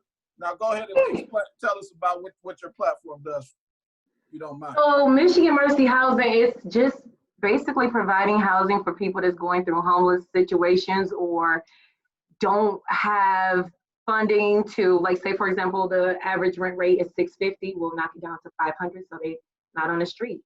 So we're still in the process of figuring out if it's going to be just veterans, just single moms. Right now, it's just kind of a mixture of whoever needs housing. And so we're also looking to get into group homes and for young women that's aging out of foster care. Wow, that's amazing. Yeah. How does that make you feel to help Hey, someone? Josh. How's You that know make what? you feel? It feels good. I've been in real estate for like 12 years, and it's good to get a good commission check to sell, you know, a nice, fabulous home. But I get the best satisfaction from people who think that they are, like, who don't have anywhere to go. And you know, whether it's a rental or whether it's through a nonprofit, the level of gratitude and how it helps the overall health of them and their family is just indescribable. Gotcha. Now, Melissa, let me ask you Making this. a difference. As a mother of a young, how old is your son? 4? About to turn 5. About to turn 5. How do you feel? How do you feel about the world? So you and I talked a little bit about it, and I wrote a piece that I sent to you for Black Magazine when they asked my perspective of it. And obviously, since this has been happening, you know, in the media, from what we've seen a while ago, it's been disturbing. But I think when I was asked to, like, write a piece, and I literally sat there and thought about my child, that being my child, or more closely, like, one of my very close friends has a teenage, dark-skinned, tall son. And I envisioned that being him, and I just could not stop. I'm just so angry and emotional, and at the same time afraid. And I can't be quiet. And what it made me think about, and it's like I when I thought about it, I had a little bit of guilt that I gave my son a burden that I can't take back. Really? Wow, that's crazy. And the thing is, our skin should not be our sin. Yeah. Right. That's insane. I mean, Absolutely. you really felt bad? I literally felt guilty because he's going to have to deal with qualifiers and injustices just because he was born with Black parents. Not because he's a bad kid or a bad young man, or I have to at some point have the conversation. That's crazy, isn't it? Yeah, and you think about it, you only want to give your kids the best, right? You only want to give them a gift, not a burden. Well, I think that being Black is absolutely a gift. I really do too. I do too, but there's a level of having to have a conversation with your child that other races doesn't necessarily have to have with theirs. That's true. It's heartbreaking. Right. It's heartbreaking for, you know, him to, I worry about the day that he's going to realize that he's different. Well, you know, do you see a silver lining? Do you see change? Do you think that maybe? I'm hopeful. I'm hopeful right now in this moment, like in the piece that I wrote, I said, you know, all we can do right now is wait, right? Some of us are very extremely pessimistic, rightfully so, because we've seen this happen on video. We've seen it go the other way so many times. So silver lining, I'm like, hopefully our generation will figure out a way for this to happen. But I never thought in 2020 I would be having this conversation with you guys right now. Yeah. Yeah, me either. Absolutely not. I mean, it's kind of crazy. I mean, we thought when Barack Obama was elected president, that was the turn. Yeah. This is just a sad reminder that racism hasn't gone anywhere. If anything, it's hidden. It's been hidden. Yep. Absolutely. And the conversation is so open and broad now that I'm seeing people that I know, like, for example, there was a comment on Facebook about this happening. And one man, even before the autopsies were done, he goes, you know, you can't say a knee to his neck kill him. He, you know, wait till the toxicology report comes back. He was probably drunk. He was probably high. And what happened is the toxicology report will show that he had a heart attack from tussling with police officers for so long. And it wasn't actually asphyxiation. It was just he had a heart attack because of the drugs in his system. I don't even know if the guy, Right. You don't know anything. Like, how do you presume? You're already giving. Guilty. Yeah. He's already guilty. He almost deserved it because, you know, he was resisting, and so he killed himself by having a heart attack. And these are the things that it's like, how can any human being see that and not say, you know what, this is unfair? And what bothers me is that I said to him in the post, I go, if this was different, if it was a black guy, it would be utter outrage. We wouldn't have to beg for an arrest to be made. Right. He would have been arrested on site. Right. Yeah. Absolutely. No matter who he is, Internal Affairs would have had a handle right away. If nothing else, he gets to get arrested. I remember Trayvon Martin, we had to sign a petition for arrest to be made. That's heartbreaking. How do I tell my son that? Yeah. This guy was calling out to his mother that's deceased. It's heartbreaking to watch somebody being demeaned. And it's crazy. That video was crazy. Yeah, it was crazy to hear. I mean, it was insane. Crazy. I mean, it's just, and this is the craziest part. You got people standing 2 feet away going, "You're killing him, you're killing him," and the guy doesn't move his knee. Yeah. Even when the EMS came, the EMS was there. He still has his knee on his neck while the EMS is trying to he was enjoying it too much. He got pleasure out of what he was doing, and I think that was when I couldn't. Yeah, when I couldn't look at it. I still haven't watched the whole video. I can't. I'm tired of seeing it. When I saw the look on his face, he was getting off on what he was doing to George Floyd. He had his hand in his pocket like, I'm just about to eat a sandwich. Like, he was so cavalier, and he was looking at the camera. He wasn't hiding. He wasn't ashamed. He wasn't bashful. He was looking at it and saying, what are you going to do? Right. What are you going to do? And to feel that backed against the corner, to feel powerless, and to feel like you can't, I think a lot of our lives and our minds are just bothered by this, but imagine the people in the scene that watch someone die and they couldn't do anything about it. Right. Yeah. I tell you something else to speak kind of to your point. Yesterday, I got this friend, okay, black guy, really into the Republican Party, okay?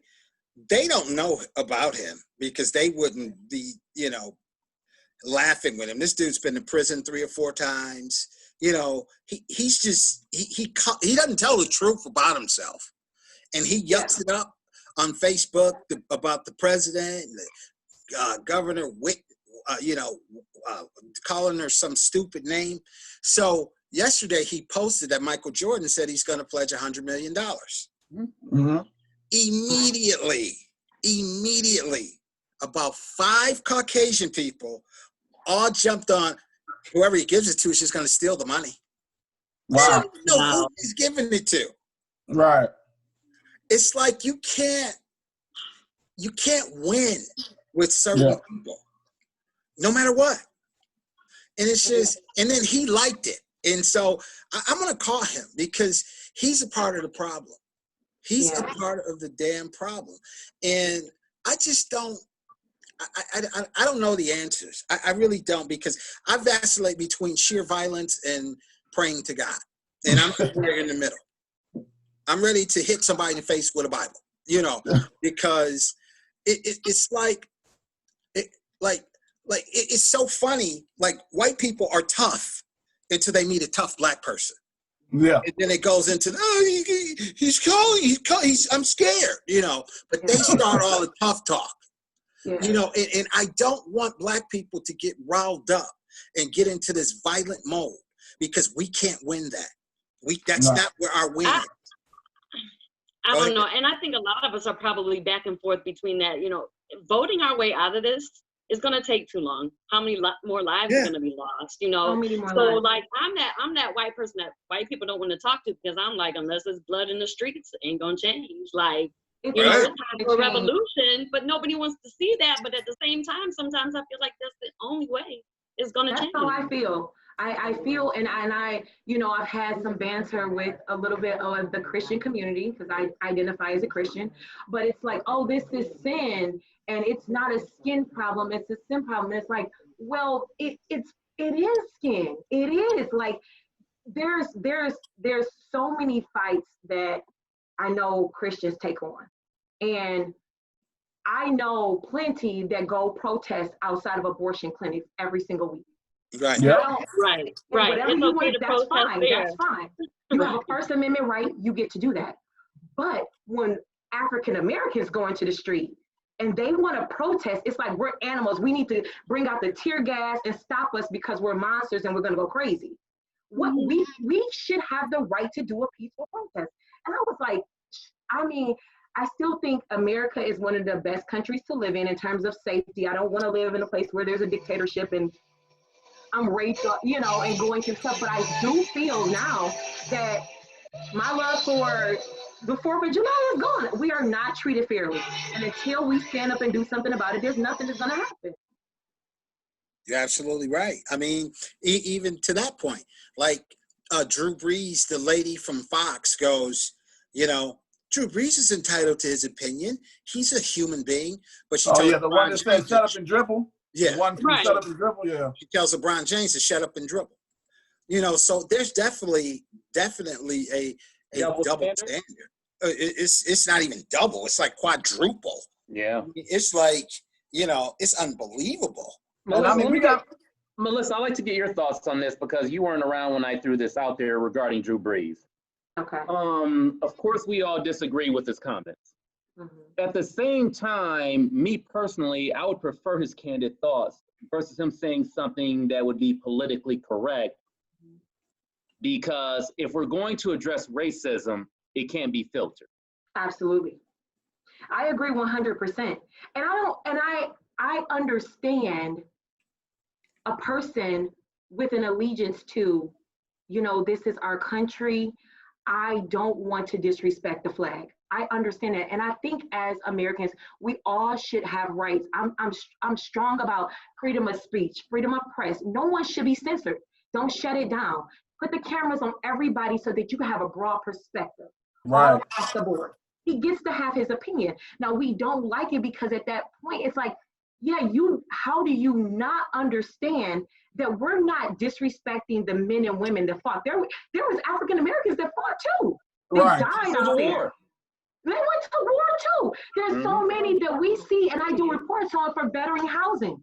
Our largest population in Detroit is the adult single man, and most of them are veterans. Yeah. My heart goes out to them. I feel like they need housing. They deserve it. They fought for our country. I never want to disrespect them. Black men have died for the same flag. Yep. Yeah.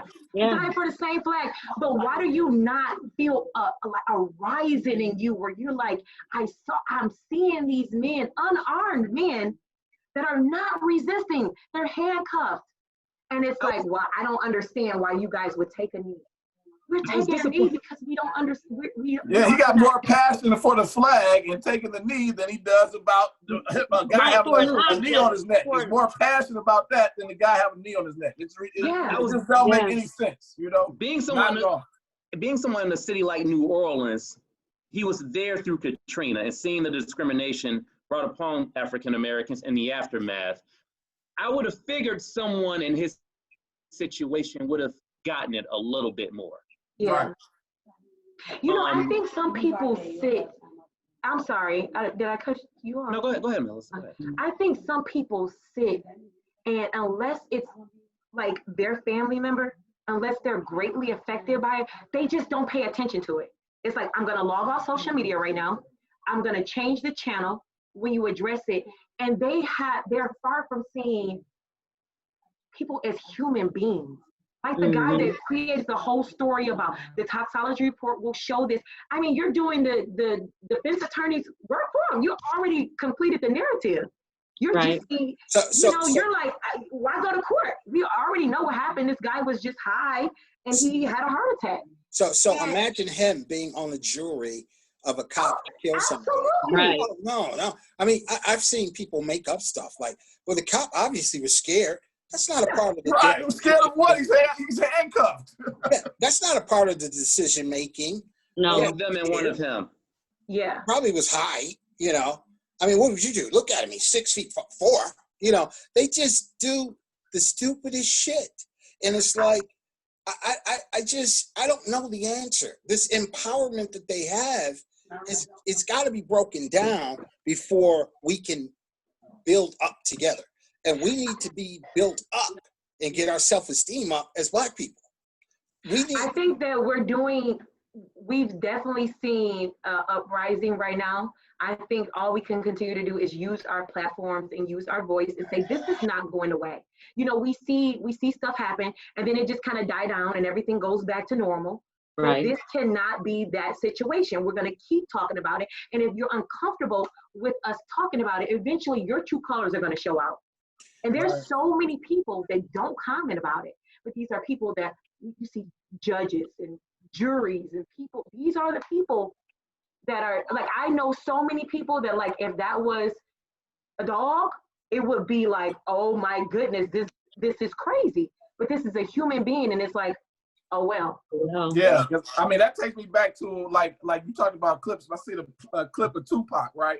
And Tupac was in an interview and he was talking about, you know, oppression, and he was saying, you know what, I've been in there, and you know, we were asking this time, and it's just like an analogy. We standing outside the Ritz Carlton, and they got food and all type of stuff. We're asking and we're singing to come in, and we're like, oh, you know, please let us in, and nobody's letting us in. And eventually you get the knocking, and eventually after that, you get the kicking in the door, you know, I'm blasting, you know what I mean? Because it's like you get so tired of it. You know, we were asking, as he said, we were asking back then. We was asking with the Panther. He's like, what we gonna do now? Ask? No, we gotta, you know what I'm saying, do more. And that's what it's about. You know, Tupac had a nail on the head. You know what else is a little frustrating for me? Like, Black people, we're forced to create our own means of things. Sometimes it's entertainment. Sometimes it's just the way we dress. You know, sometimes, you know, we take an old Cutlass and make it a hot car because we don't have the money for a Mercedes. Whatever we do, it always gets infiltrated by white people. They love everything about us except us. You can't go to a white wedding now without them doing the damn, what's that little stupid dance? Stop it. What? What? But listen, Wobble, wobble, shake it.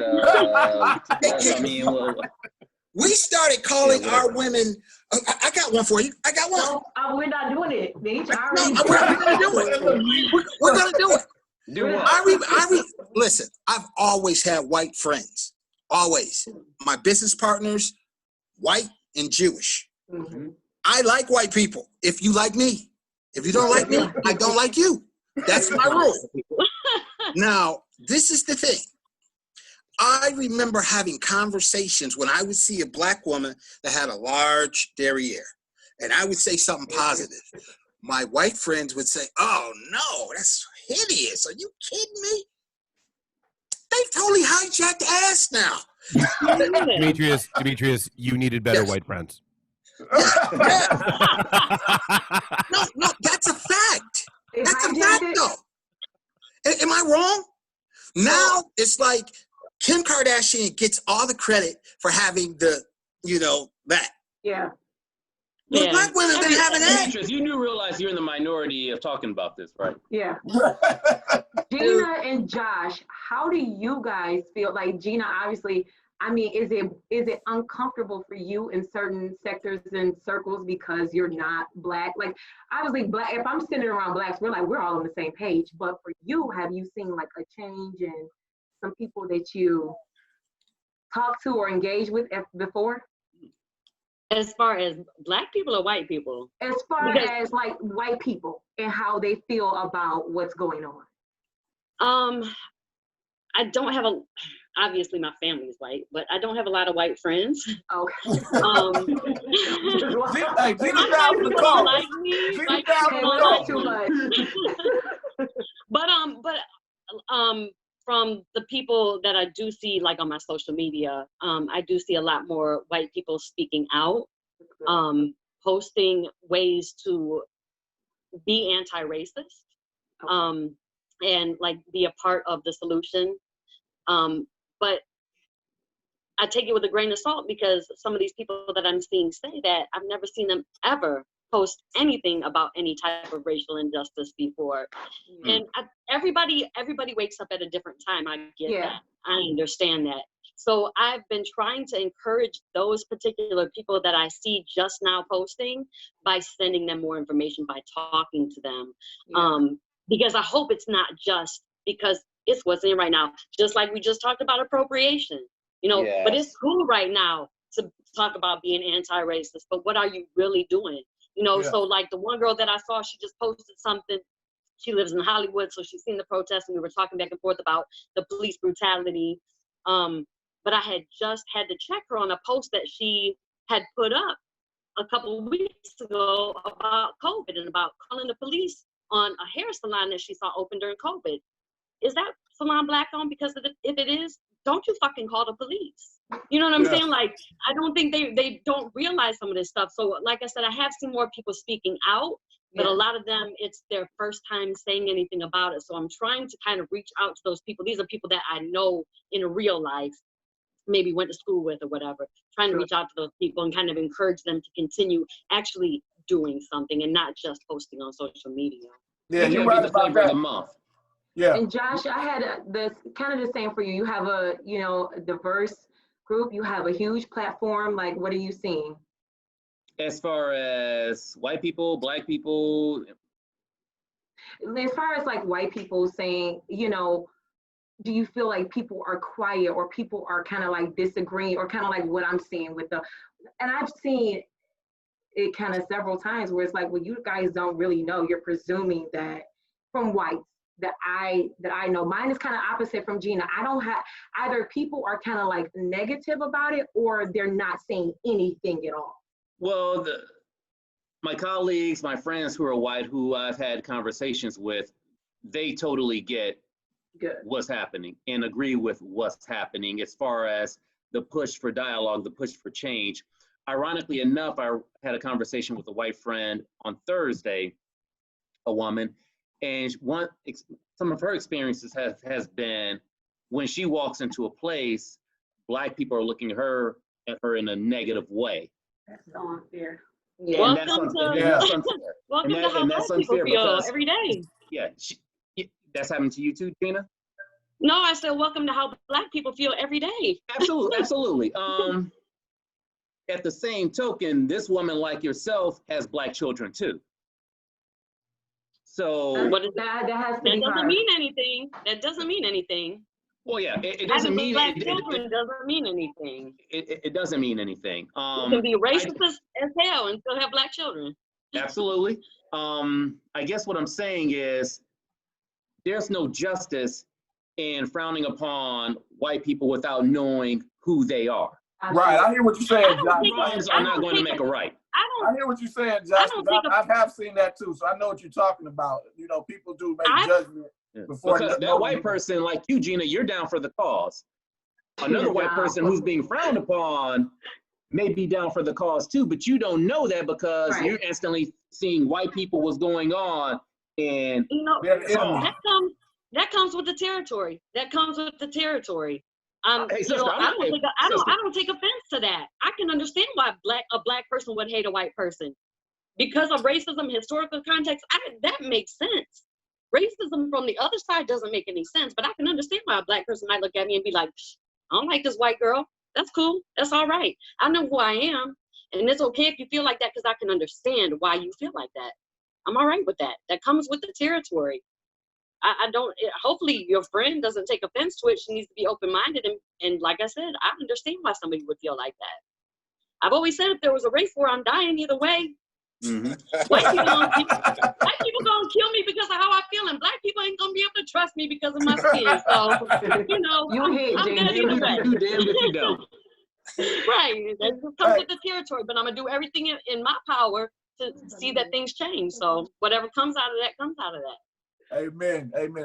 Hey, we got like 5 minutes left. Melissa, I want you to I know we talked about your organization. How do people, I guess, get into your program? How do you select the people that you get the houses for, the homeless and all that? Like kind of explain that and how they can get in touch with you, because we have 5 minutes left. I think that program is a great program. So can you kind of give a quick little illustration of how they can get a hold of you? Sure, that's a great question, Corey. So for the most part, we have a contract with the Detroit Land Bank. So most of the properties we obtain are occupied. So our job is to try to work with them and keep them in the property, whether we can convert them into a paying tenant at this point, or someone that can do a land contract or have a desire to purchase. But what we run into is that people who don't even know how to fill out the applications, who don't have computer access or internet access, who sometimes are older and they just been there for a while and they're just going, sometimes it's psychological effects and post-traumatic stress disorder where they're just like, I don't care if I'm on the street. So it's kind of like a case-by-case situation. We try not to do the eviction, but if it comes to that, then we have a list of people that are looking for housing, and we try to set them up. Like, say, for example, a single mom calls and she's just started a job. She's been on her job maybe for 6 months, but she's working. She's going to be paying taxes. So we put her in a category of a person that will be able to purchase, right? So we set like a low price, maybe $50,000. And the goal is to have them go through a step and give certificates throughout that process so that they achieve home ownership and it's stable, healthy, clean houses. All right, Melissa, also. Is there, I was just about to ask, is there a way to like donate? Yes, donations are greatly accepted because it is a nonprofit, it's a 501c3. And so we'll have, a donation thing on our website. It's not there yet, so that was a great ad to add that on there. All right, Melissa, tell us. What's the website? It's MichiganMercyHousing.com. Okay. Okay. You said there's no link to donate right now, though. No, but I will add one. Now, okay. Melissa, tell them about your other business. Bold and Beautiful Women Empowerment Group. No, I'm thinking the Ivy Cosmetics. Oh gosh, cosmetics is amazing. It is. It's well, it's. I mean, I don't want to like obviously minimize it. It's my thing, but it's just a cosmetic line that. I mean, we have all shades of foundations and colors. I'm trying to get you some bread. Quit being shy and tell us about it. And give us the website. Right, so we can share this with people. Very humble. IvyCosmeticsLine.com. Let me hurry up and say that. www.ivy Cosmetics, CosmeticsLine.com. Yes, I'm gonna put a promo code on there, like Bold and Beautiful. I'm sorry, Beautiful Machine, Inappropriate Podcast, 20% off. I'll do something. We'll figure it out. All right, say the website one more time slowly, because Josh is going to need some rouge. At least some good chapstick. www.ivycosmeticsline.com. Cool. All right, guys. Well, we're out of time. Josh, you're my main man. You know that. It's always a pleasure talking to you. Melissa, you're my main homie too. Always a pleasure talking to you. And Gina, you're the blackest white woman I've ever met. It was nice to meet y'all. Hey, D. Really nice I was trying to be the middleman, like, see from both point of views. Gina's like, I was like, hey, I have no. Right. Girl, Hey, look, Go we for gotta, y'all, we gotta bring Gina back because you don't even know the depths of her soul. You haven't heard her sing yet. The girl can blow. She can sing her butt off. All right, Gina, you got 10 seconds. Take us out of here with a little toe tap. 3% on my phone. It's not happening today. Not today. Come check me out. Come check me out next Saturday at Saturday Night Cypher on IG. That's where y'all can come see me sing. Come support that. Can you just it's a musician from the city. What's it on? Gina, please, can you just give us a little note? Come on, please. A just note? a little note. I don't have a note. You just hit that Mariah Carey note. That I'm contemplating on the right thing to decide. It's been a beautiful. Will I take the wrong direction? Oh, my life, where will I stay go? safe. With life ahead of me. Protest going. Who can we run to? That's what's up right there. Nice. Thank you, Gina. See you guys next time. It's a pleasure hanging out with y'all. I can't wait till the world opens back up. We can party. Put that link up there, Melissa, because I want to donate. So okay, thank you so much, Gina. I will for sure. No Dave, problem. Thank you, Dave. Thank you for being a gracious host. Of course, man, always. We'll see you guys next enjoy time. our Saturday night. And everybody be safe and be safe. Be safe. And let's keep everything going in a positive direction. I'd hate to have to kill Dave the revolution started. And hey, you can show up at my house. I'll just get you drunk. You see what's behind me. all right, guys, have a good night. Good night. Bye-bye. Bye-bye.